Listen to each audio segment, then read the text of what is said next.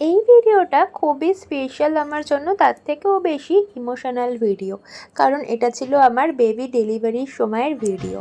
তো এই দিন ছিল 31 জুলাই 2025, আমার বেবি ডেলিভারির আগের দিন। আমার বেবি ডেলিভারি হয়েছে 1 আগস্ট 2025 ফ্রাইডে।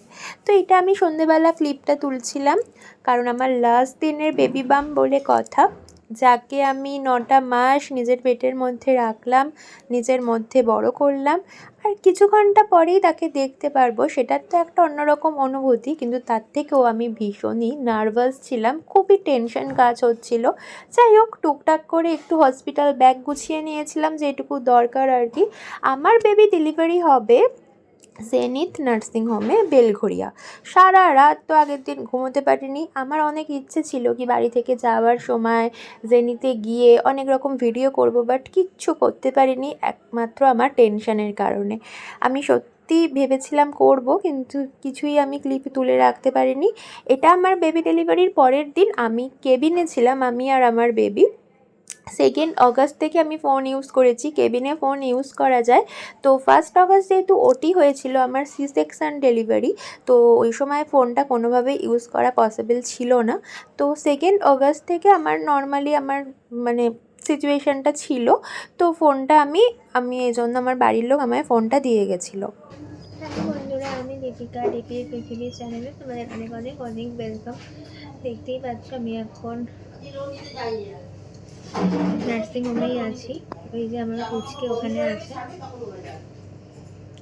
আজকে 3 আগস্ট, আমার ওটি হয়েছে 1 আগস্ট।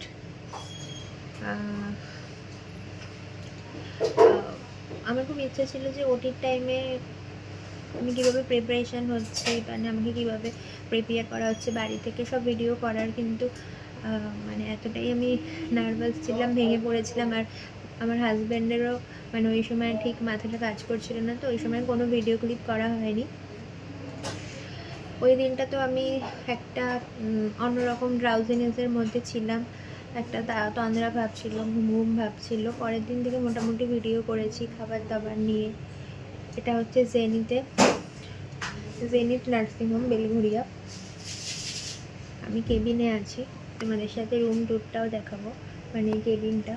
আমি আর আমার পুচকু থাকি, একজন অ্যাটেন্ডেন্স থাকে অল টাইম। কী কী খাবার দিচ্ছে সব কিছু তোমাদের সাথে শেয়ার করব, তাহলে পুরো ভিডিওটা দেখতে থাকবো। তোমাদেরকে খুব শিগগিরই আমার বেবিকেও দেখাবো, আর আমার সঙ্গে থাকো।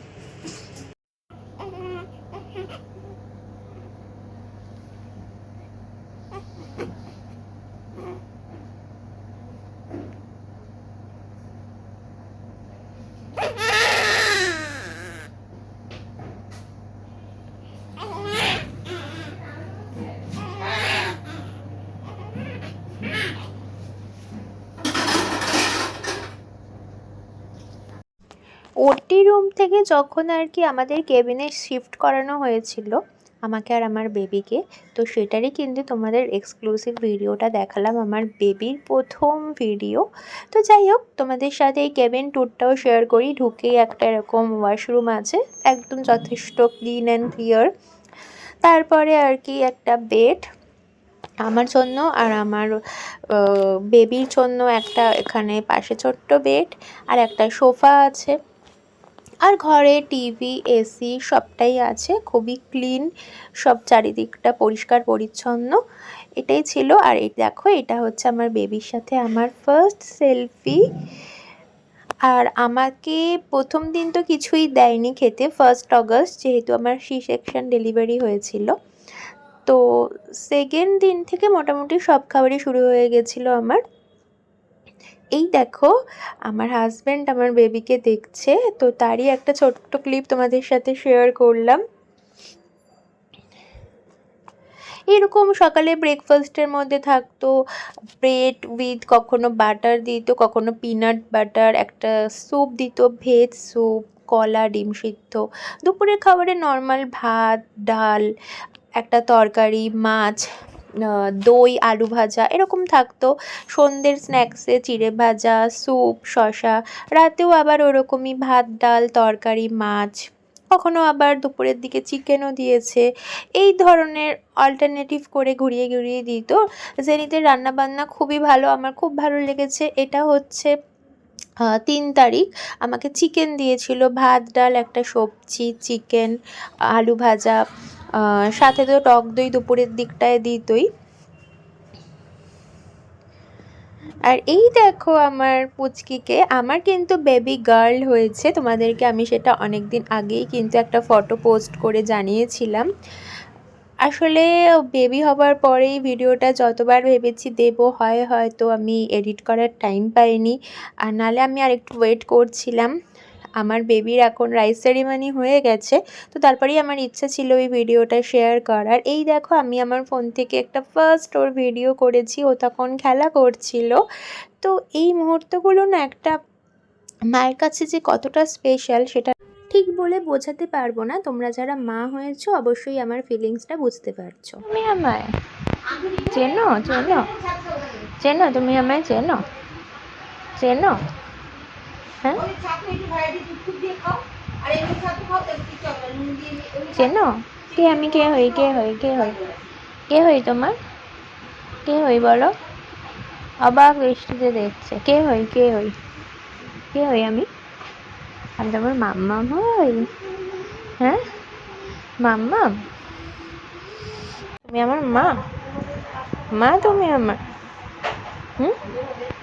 মা? মা? তুমি আমার মা হো? মা মা মা? তুমি আমার সোনা মা? হ্যাঁ, তুমি আমার মিষ্টি মা? তুমি একটা পাকুম বুড়ি।